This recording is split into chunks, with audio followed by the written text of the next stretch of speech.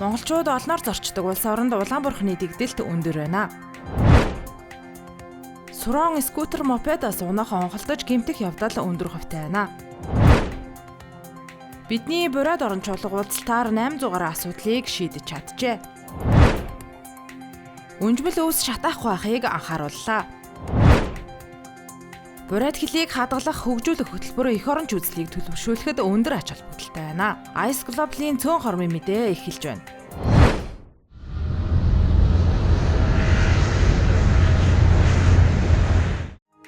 Монголчуудын олноор зорчдог улс оронд улаан бурхны өвчлөл ихээр бүртгэгдэж байна. 3 дугаар сарын эхний 7 хоногийн байдлаар дэлхийн 58 улсад уг өвчин бүртгэгджээ. Тэдгээрийн дунд Вьетнам, Таиланд зэрэг манай иргэдийн ихээр зорчдог улс багтсан байна. Мөн Оросын холбооны улсад уг өвчний дэгдэлт өндөр хэмжээнд байна. Иймд хүмүүс улаан бурхны эсрэг дархлаажуулалтад хамрагц эсгээ нэгтэлж хамрагдаагүй тохиолдолд нөхөн хийлэхийг халдварт өвчин судлалын үндэсний төвөөс зөвлөж байна. Харин манай улсад улаан бурхан өвчний 18 тохиолдол лабораториор батлагдаад байгаа юм а.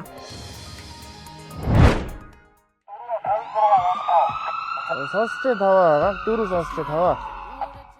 Улсын хэмжээнд өнгөрсөн онд Сурон скутер мопедаас үүдэлтэй 532 осол гэмтэл бүртгэгдэж 3 хүн амь насаа алдсан байна. Осол гэмтлийг шалтгаанаар нь авч үзвэл 72% нь мопед Сурон скутероос унах буюу онхолдож гэмтэж бэртсэн бол 17.5% нь автомашинд мөргүүлжээ. Мөн 9% нь мопед Сурон скутерээр явган хүн мөргөж 1.5% нь явган хүнтэй мөргөлдөжээ. Ослын улмаас 23% нь толгойн гэмтсэн бол 21.1% нь тохой ба шуу, 18.4% нь өвдөг ба шилб зэрэг дэрхтэн түлхүү гэмтсэн байна. Түүнчлэн осол гэмтэлд өртөх эрсдэл 15-аас 19 насны залуус болон 5-аас 9 насны эмэгтэй хүүхдүүдийн дунд дийлэнх байна. Тиймээс 18 нас хүрээгүй хүн суран унахыг хориглолоо.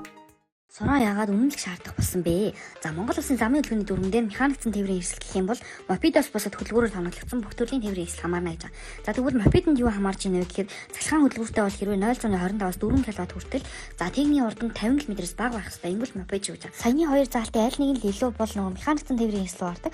За тэгэхээр механикцэн тээврийн эрсдэл та жолоодох байгаа бол жолооны үнэлэхтэй байх шаардлагатай. Мөн дээрээс нь тухайн тээврийн хэрэгслийнхаа төрөлтөнд тохирсон ангилал заавал ахиулсан байх хэрэгтэй байдаг байхгүй. За тэгэхээр манай Монгол явж байгаа сүүлийн үеийн сураанууд болохоор хамгийн багадаа нэг 2 кВт-аас 8 кВт хүртэл за тэгээ техникийн урд нь 35 км-с дээшээгээ бүр 90 км/цаг хүртэл хурдах боломжтой ийм сураанууд сүүлийн үед маш их орж ирж байгаа. Тийм улмаас та Монгол улсад сураан ирээд жолоодох ангилал ахиулсан байх шаардлагатай болж байгаа.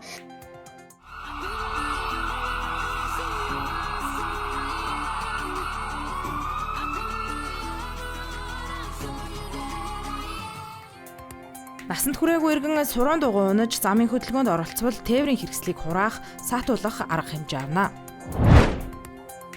Улаануд хотноо бидний бурайд орон нээлттэй чуулга уулзалт амжилттай болж өндөрлөлөө. Цар тахлын дараагаар 2 дахь удаага болж байгаа уг чуулга уулзалт 2000 гаруй оролцогчийг нэгтгэж өмнөх уулзалтын нэгэн адил 100-аад асуудлыг хөндөж ярилцжээ. Предыдущая встреча, когда прошла, өмнөх удаагийн уулзалтаар 1000 гаруй асуудлыг хөндөж тэдгээрээс 800-аас илүү асуудлыг шийдээд байна. Энэ удаагийн уулзалтаар ч мөн адил 1000-аас доошгүй санал ирж өмнөхтэй адил шийдэлд хүрнэ гэж би хувьдаа бодож байна.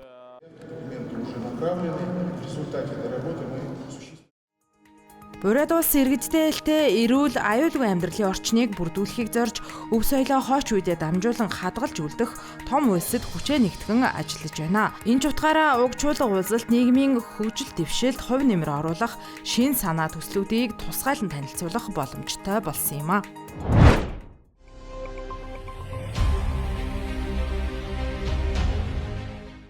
Нийслэлийн ногоон бүсэд хураашилт их байгааг Улс цагуур орчны шинжилгээний газраас мэдээллээ. Өнгөрсөн онд нийслэлийн хэмжээнд шар үсний 48 удаагийн галт хөмөр гарснаас 62.7 га талбай шатаж иргэдийн өмч хөрөнгө байгаль экологид хохирол учирчээ.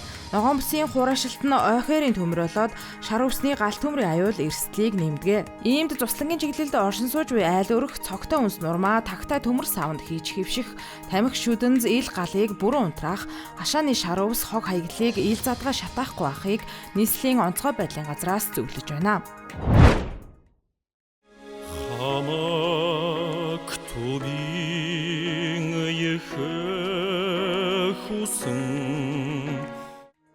Бурайдад бурайд хэлийг хадгалах, хөгжүүлэх бүгд найрамдах улсын төрийн хөтөлбөр нь эх орон үзлийг төлөвшүүлэхэд чухал үүрэг гүйцэтгэж байна. Тухайлбал уг хөтөлбөрийн хүрээнд бурайдын соёлын амны дэмжлэгтэй цэрэг эх орны сэдвт дуугарсан бөгөөд уг дуунд хайр нутагт байлдааны үүрэг гүйцэтгэж буй цэрэг эрсийн хувьд төрлөх нутаг ээжийнхээ тухай дурсамж онцгой нандин байдаг тухай өгүүлдэг. Энэ дууг дуурийн нэрт дуучин Жамсоо Бамбагаев дуулж амьдруулсан бөгөөд ээж минь энэ шүн тайван амгалан унтаж чадахгүй байж магадаа. Тулаанд цэргүүд сумнаас айдаггүй. Харин ээжийн минь сэтгэл амар амгалан байгаасаа гэж өгүүлдэг байна. Уг дууг бурайд болон орос хэлээр зохиожээ.